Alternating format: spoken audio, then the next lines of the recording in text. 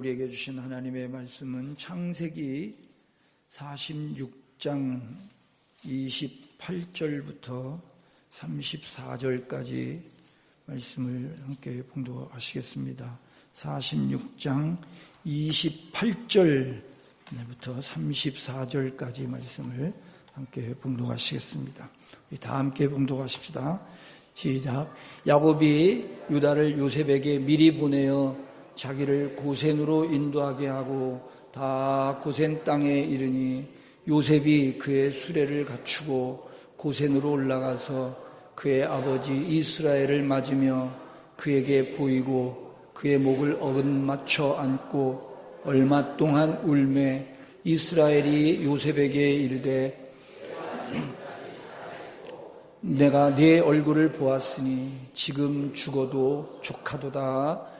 요셉이 그의 형들과 아버지의 가족에게 이르되 내가 올라가서 바로에게 아뢰어 이르기를 가나안 땅에 있던 내 형들과 내 아버지의 가족이 내게로 왔는데 그들은 목자들이라 목축하는 사람들이므로 그들의 양과 소와 모든 소유를 이끌고 왔나이다 하리니 바로가 당신들을 불러서 너희의 직업이 무엇이냐 묻거든 당신들은 이르기를 주의 종들은 어렸을 때부터 지금까지 목축하는 자들이 온데 우리와 우리 선조가 다 그러하니이다 하소서. 애굽 사람은 다 목축을 가증히 여기나니 당신들이 고센 땅에 살게 되리이다. 다시 한번 부흥을 주소서. 이런 제목을 오늘 특별히 사순절 5번째 주일이기도 하지만 우리 교회로 창립 73주년을 기념하는 감사 예배를 드리고 있기 때문에 우리 교회가 다시 한번 부흥을 또 우리 교회뿐만이 아니라 우리 교회를 통해서 또 우리 각 한 사람 한 사람의 심령을 통해서 이 지역과 또 제주도와 나라와 민족이 그 열방이 복받고 부흥되는 역사가 일어나기를 그렇게 축복의 근원이 되시고 축복의 통로가 되시기를 주님의 이름으로 축복합니다. 요셉의 꿈 이야기를 들은 야곱은 이제 12아들들 가운데 요셉을 통해서 하나님의 구원의 역사가 이루어질 것이다. 이렇게 기대를 했습니다. 그래서 그 요셉을 더욱 편애를 했죠. 그러자 요셉의 형들이 시기해서 요셉을 노예로 팔아버리고 이제 아버지 야곱에게 와서는 우리 막내 요셉이 들짐승에게 찢겨 죽었습니다 하고 피 묻은 옷을 이렇게 보여주면서 아버지에게 거짓말을 하죠. 아버지가 얼마나 슬퍼하며 낙심했겠습니까? 야곱은 요셉을 잃은 후에 오랫동안 슬퍼하며 또 체념과 침체 속에 살았습니다. 그런데 바로 그 아들이 살아있을 뿐만이 아니라 애굽에서 총리가 되었다는 거예요. 그리고 지금 그 가나안 땅은 기근으로 지금 죽게 되었는데 이 무서운 기근이 앞으로도 5년이나 더 계속될 것을 아는 요셉이 아버지 야곱과 또 모든 가족을 애굽으로 초청해서 돌보겠다는 것이었습니다. 야곱에게 이보다 더 기쁜 소식이 어디 있겠습니까? 그래서 야곱은 모든 가족과 소유를 이끌고 애굽으로 가게 되었습니다. 자, 그런데 이렇게 애굽으로 가는 야곱에게 한 가지 염려가 있었습니다. 가나안 땅을 떠나서 애굽으로 가는 것이 맞는가? 자, 그의 조부 아브라함은 심한 기근이 들었을 때 가나안을 떠나서 애굽으로 갔다가 큰 낭패를 겪었거든요. 거기서 아내를 누이라고 속여야 했죠. 하나님께서 아브라함과 이삭과 야곱에게 가나안 땅을 떠나지 말라라고 말씀을 하셨는데 이렇게 가나안 땅을 떠나도 되는 것일까? 이런 우려가 떠나지 않자. 그래서 야곱은 어떻게 해요? 자기 스스로 판단하지를 않고 46장 1절에 보면 이스라엘이 모든 소유를 이끌고 발행하여 브엘세바라는 곳에 이르러서 그 아비 이삭의 하나님께 희생을 드렸다 그랬습니다. 그는 예배를 드리면서 하나님께서 요셉을 지켜주시고 애굽의 총리로 세워주셨으며 이제 아들을 만나러 가게 해주신 이 모든 일에 대해서 하나님께 각 뜨거운 감사의 희생 제사를 드립니다. 그가 비록 사랑하는 아들을 잃고 오랜 세월 낙심과 침체에 빠져 있었지만 하나님께서는 여전히 야곱과 그의 가족을 위해 신실하게 일하고 계셨던 것입니다. 다시금 가슴이 뜨거워지고 신앙이 회복된 야곱은 하나님께 희생 제사를 드리면서 이 모든 은혜를 감사드렸습니다. 그러면서 야곱은 이렇게 가나안을 떠나 애굽으로 가는 것이 하나님의 뜻인지를 알기 원했죠. 그때 하나님께서는 야곱에게 이 문제에 대해서 분명하게 답을 주셨습니다. 우리 이 부분 창세기 46장 3절에서 4절 함께 읽어보겠습니다. 시작. 나는 하나님이라 내 하나님 아버지의 하나님이니 애굽으로 내려가기를 두려워하지 말라. 내가 거기서 너로 큰 민족을 이루게 하리라. 내가 너와 함께 애굽으로 내려가겠고 반드시 너를 인도하여 다시 올라올 것이며 요셉이 그의 손으로 내 눈을 감기리라 하셨더라. 예, 하나님의 이러한 응답을 듣자 이제 야곱은 확신을 가지고 기쁜 마음으로 애굽을 향하여 가게 되었습니다. 사랑하는 여러분, 지금 우리는 말씀을 통하여 하나님의 뜻을 확인할 수가 있습니다. 이미 우리에게 이런 성경 말씀이라는 귀한 이 가이드북을 주시지 않았습니까? 말씀을 통해서 알 수 있는데 그러나 때로 하나님의 뜻을 찾기가 어려울 때가 있습니다. 그럴 때 우리는 뭘 해요? 기도해야 합니다. 지혜를 주십시오. 분별력을 주십시오. 깨닫게 하여 주십시오. 특히 예배를 통하여 하나님의 뜻을 구할 수 있습니다. 우리에게 그러므로 예배보다 더 중요한 것은 없습니다. 우리도 야곱이 브엘세바에서 예배드렸던 것처럼 뜨거운 감사와 신뢰를 가지고 하나님께 나와서 예배해야 할 줄로 믿습니다. 이 브엘세바라고 하는 곳은 그 가나안 땅을 벗어나고 있는 제일 남단에 있는, 그러니까 그 땅을 벗어나기 전에 그곳에서 예배를 드렸다는 것이죠. 왜? 하나님의 뜻이 무엇인가? 하나님은 과연 원하시는가? 기뻐하시는가? 그것을 알기 위해서, 묻기 위해서 그곳에서 기도하며 예배를 드렸다는 것이죠. 예배를 통하여 하나님의 뜻을 깨닫고 영과 육이 회복되고 치유되어야 할 것입니다. 예배를 제대로 드리면 우리는 하나님을 만나게 되고 하나님의 뜻을 깨닫게 됩니다. 그리고 어떤 경우에도 흔들림 없이 승리할 수가 있게 되는 것입니다. 예배를 소중히 여기십시오. 특히 어려운 일이 있을 때나 또는 부득이한 일이 있을 때일수록 그럴수록 더욱 예배에 참석하십시오. 그럴수록 예배는 더욱 감격스럽고 은혜가 넘치게 될 것입니다. 그럼에도 불구하고 내가 목숨 걸고 예배를 드렸어. 그 얼마나 그게 감격이 되고 은혜가 되겠습니까? 자기 스스로도 말이죠. 예? 여러분, 예배를 구경하는 사람이 되지 마십시오. 생명을 걸고 하나님 만나러 오는 심정으로 나와서 예배를 드리시기 바랍니다. 간절히 사모하는 마음을 가지고 나오십시오. 그렇게 할 때 우리가 드리는 예배는 특별한 예배가 될 것이며 하나님을 만나게 되고 하나님의 뜻을 깨닫게 될 것입니다.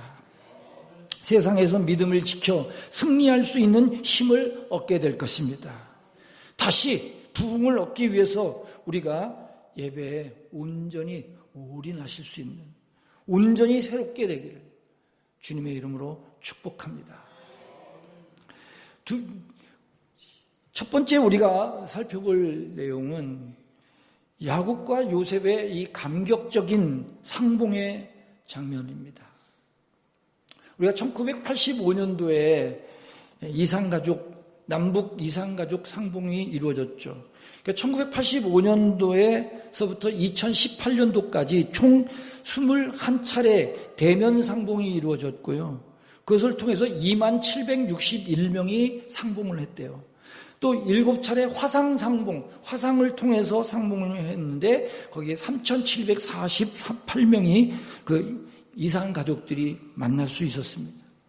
그 잠깐의 상봉을 위해서 그렇게 손꼽아 기다리다가 시간이 순식간에, 요즘 애들은 순삭이라 그래요. 순삭되고 다시 이별하는 모습을 보면서 정말 안타까운 마음을 금할 수가 없었죠. 오늘 본문에는 야곱이 드디어 그 사랑하는 아들 요셉과 상봉하는 장면이 나옵니다. 28절에서 30절 말씀 함께 읽어보겠습니다. 시작. 야곱이 유다를 요셉에게로 미리 보내어 자기를 고센으로 인도하게 하고 다 고센 땅에 이르니 요셉이 그의 수레를 갖추고 고센으로 올라가서 그의 아버지 이스라엘을 맞으며 그에게 보이고 그 목을 어금맞춰 안고 얼마 동안 울매 이스라엘이 요셉에게 이르되 내가 지금까지 살아있고 내가 내 얼굴을 보았으니 지금 죽어도 족하도다. 얼마나 극적인 장면입니까?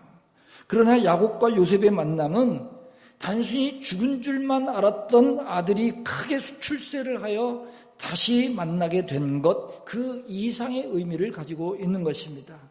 야곱은 지금 야곱의 나이가 130세. 그는 험악한 세월을 살아왔습니다. 바로 앞에서 그런 고백을 하죠. 나의 나이가 130년인데 험악한 세월을 살아왔다. 이렇게 얘기를 하죠. 특히 가장 사랑하며 기대를 걸었던 아들을 잃고 지내온 이 말년의 20년 동안은 정말 기가 막히는 세월이었을 것입니다. 그 세월은 평생의 확신과 소망이 무너져 내린 세월이었을 것입니다. 그런데 이제 이렇게 요셉을 만나게 되자 야곱은 내가 지금까지 살아있고 내가 내 얼굴을 보았으니 지금 죽어도 족하도다 라고 말을 합니다. 죽어도 여한이 없다. 아버지와 아들은 끌어안고 오랫동안 울었습니다. 야곱은 고생하며 오래 산 보람이 있었습니다. 그 말인즉슨 야곱이 이 깊은 침체와 삶의 시리 속에서 살아온 세월은 죽느니만 못한 날들이었다는 얘기가 되겠죠. 이제 만나서 죽어도 여한이 없다 그랬으니 거의 죽음과 같은 세월을 그동안에 보내왔다라고 하는 얘기입니다. 그래서 그는 지금 죽어도 족하다라고 고백을 하죠. 성도는 이미 구원받은 천국 백성인데 이 세상에서 고생하면서 오래 사는 것이 좋을까요? 아니면 일찍 천국에 가는 것이 더 좋을까요? 1번, 일찍 죽는 게 좋겠다. 그래서 빨리 천국 갔으면 좋겠다. 2번, 아니야. 그래도 고생하면서라도 오래 사는 것이 좋겠다. 2번 손 들어보십시오. 1번 손 들어보십시오. 정말입니까? 오늘 데리고 가면 되겠습니까? 세상이 살기가 아무리 좋아졌다 해도 장차 우리가 들어갈 천국과는 전혀 비교할 수가 없겠죠. 그래서 사도 바울은 빌립보서 1장 23절에서 이렇게 고백을 합니다. 함께 읽어봅시다. 시작. 내가 그 둘 사이에 끼었으니 차라리 세상을 떠나서 그리워 수도와 함께 있는 것이 훨씬 더 좋은 일이라. 그렇게 하고 싶다는 거예요. 여러분 아까 1번에 손 들으신 것처럼 그렇게 하고 싶어. 여러분 그것이 우리의 신앙 고백이 되어야 할 줄로 믿습니다. 사실은 그렇잖아요. 그러나 하나님께서는 왜 우리를 되도록 빨리 천국으로 부르시지 않고 일정 기간 이 세상에서 살게 하실까요? 그것은 우리에게 사명 감당할 기회를 주시기 위해서이며 그 일을 통하여 이 세상에서 맛볼 수 있는 최고의 축복과 영광을 주시기 위해서인 줄 믿으시기 바랍니다. 야곱이 요셉과 상봉한 것이 바로 그런 일이었습니다. 야곱의 가정은요, 오랫동안 온전치 못한 가운데 있었습니다. 그들은 하나님의 백성이요, 또한 그들 자신이 교회였지만 죄가 그들 가운데서 득세하고 있었거든요. 야곱의 장자 르우벤은 계모와 통관을 해요. 아버지의 첩과 통관을 해요. 야곱의 딸 디나는 가나안 여자들과 어울려 다니다가 세겜 주장에게 강간을 당해요. 그러자 아들들은 또 그들에게 복수하기 위해서 너네들이 할례를 받으면 결혼을 허락하겠다라고 속인 후에 칼을 차고 가서 그 부족들을 다 몰살시켜버려요. 형들은 죄 없는 동생 요셉을 시기하고 미워하여 죽이려고 했다가 노예로 팔아버렸죠. 요셉을 잃어버린 아버지 야곱은 너무나도 큰 충격을 받았고 그날부터 그는 완전히 실성한 사람이 되어버렸어요. 유다는 어때요? 이러한 가정의 분위기에 염증을 느꼈는지 아버지의 집을 떠나서 가나안 사람들에게 가서 살아요. 그러다가 아내가 죽고 두 아들이 다 죽습니다.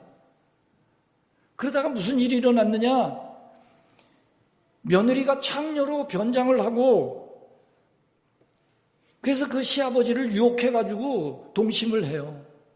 거기서 나온 두 아들이 쌍둥이를 낳는데 베레스와 세라예요. 이런 기가 막힌 일들이 이 가문에서 계속 일어나고 있는 거예요.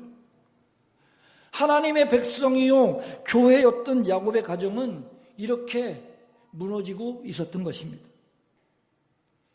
게다가 극심한 기근이 들어서 그들의 생존이 위협을 받게 되었습니다. 그런데 극심한 기근이 들어 야곱의 아들들이 애굽으로 곡식을 사러 다니면서 이들에게 서서히 변화가 일어나기 시작해요. 그들은 애굽에서 총리가 누군지도 몰랐는데 아무튼 고개도 들을 수가 없으니까 총리에게 엄한 추궁을 당하면서 동생 요셉에게 저질렀던 죄를 다시 기억하게 되고 회개하게 됩니다. 이제는 서로 미워하고 싸우는 것이 아니라 형제들을 진심으로 위했으며 심지어는 막내 동생 베냐민을 위해서 자기의 목숨을 대신 내놓으려고 하는 모습을 보여주었습니다. 그리고 야곱은 마침내 요셉이 살아있다는 것과 애굽에서 총리가 되었다는 이 놀라운 소식을 듣게 된 것입니다. 이제 야곱은 온 가족을 이끌고 애굽으로 갔으며 거기서 사랑하는 아들 요셉을 만나게 됩니다. 이것은 단순히 아버지가 잃어버린 아들을 상봉한 사건이 아니라 하나님의 백성이 온전케 된 것이었고 교회가 회복되는 영광스러운 사건이었던 것입니다. 야곱의 생애에서 가장 기쁘고 영광스럽고 보람있는 일이었습니다. 야곱은 요셉을 상봉하는 사건을 통하여 하나님의 위대하신 섭리와 풍성하신 은혜 그리고 당신의 백성들에게 변함없이 신실하신 사랑을 가슴 저리도록 느꼈을 것입니다. 그러니 이제는 죽어도 여한이 없다 이렇게 말을 하고 있는 것이죠. 자, 이제 성경에 나타난 여러 부흥의 역사들을 함께 살펴보려고 합니다. 우리가 평생에 볼 수 있는 최고의 영광과 축복은 하나님의 교회가 힘차게 부흥되는 것이다 라고 그렇게 고백하시고 결단하실 수 있기를 바랍니다. 별로 아멘을 안 하시네요. 여러분이 섬기는 여러분의 공동체인 교회가 부흥되고 그곳에 하나님의 은혜가 넘치고 영광이 넘치는 그것이 내 인생의 최고의 보람이요 최고의 영광이요 최고의 축복임을 믿음으로 고백하시기 바랍니다. 왜 그렇습니까? 나도 할 일이 많은데 내 개인적인 영광, 내 개인적으로 이루고자 하는 목표와 그 목적들이 있는데, 그러나 여러분 보십시오. 우리가 이 일을 위해서 쓰임받을 수 있다면 우리에게는 더 이상 여한이 없게 될 것입니다.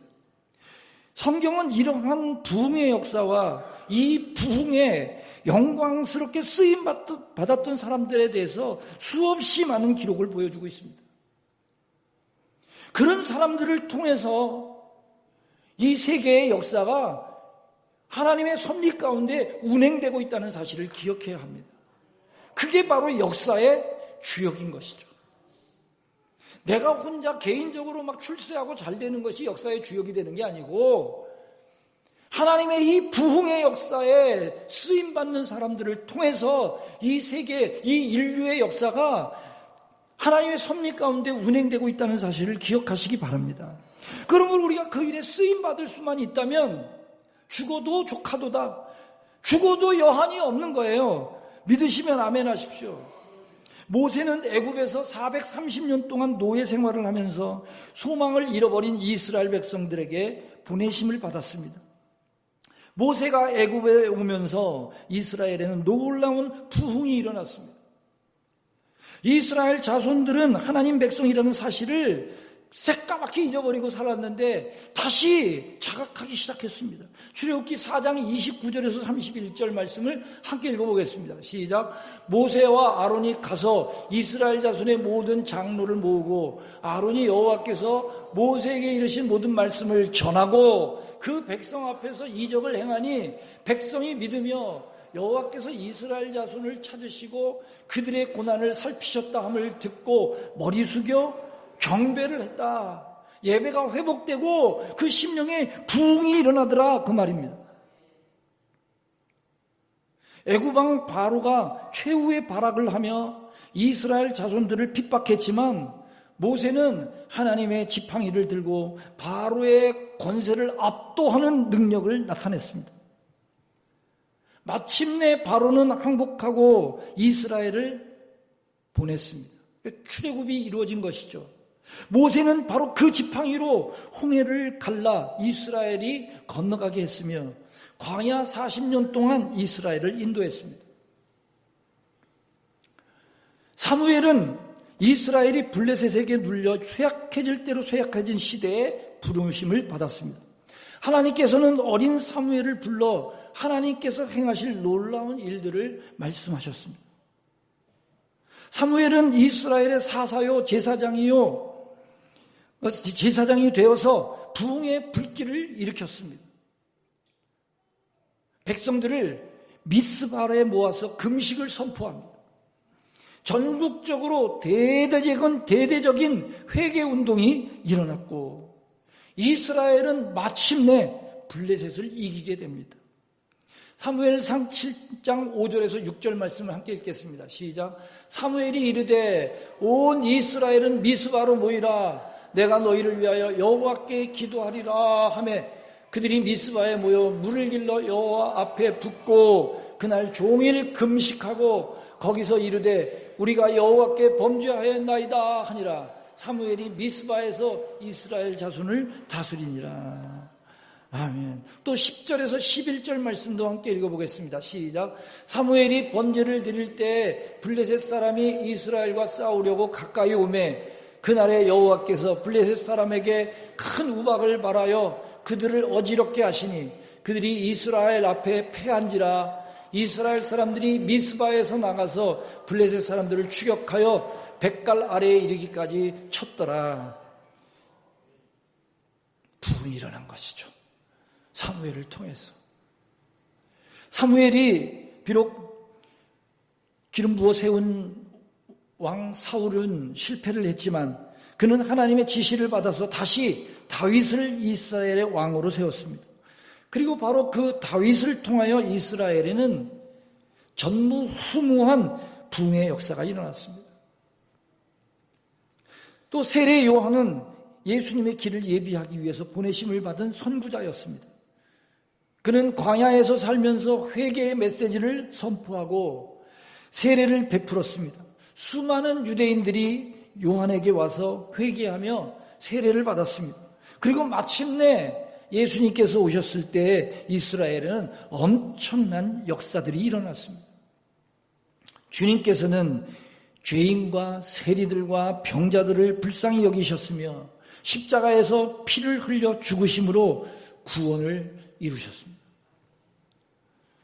주님의 십자가의 죽음은 인류를 구원하는 부흥의 절정이었습니다. 클라이막스, 리바이벌, 그 부흥의 클라이막스. 왜 그러느냐? 그동안 이스라엘은요 400년 동안 침체되었었어요. 말라기 이후에 선지자가 없어요. 400년 동안 세례 요한이 등장할 때까지 그 신구약 중간기 가운데 이스라엘은 하나님의 백성이라고 하는 정체성이고 뭐고 없이 그냥 그렇게 살아왔던 거예요. 그리고 그래서 세례 요한이 등장을 하고 예수님이 등장을 하면서 부흥의 절정기가 이루어진 것입니다. 부흥을 리바이벌이라고 하지 않습니까? 다시 새롭게, 이게 리바이벌이에요. 다시 활력이 있게 부흥되는 역사가 일어난 것입니다.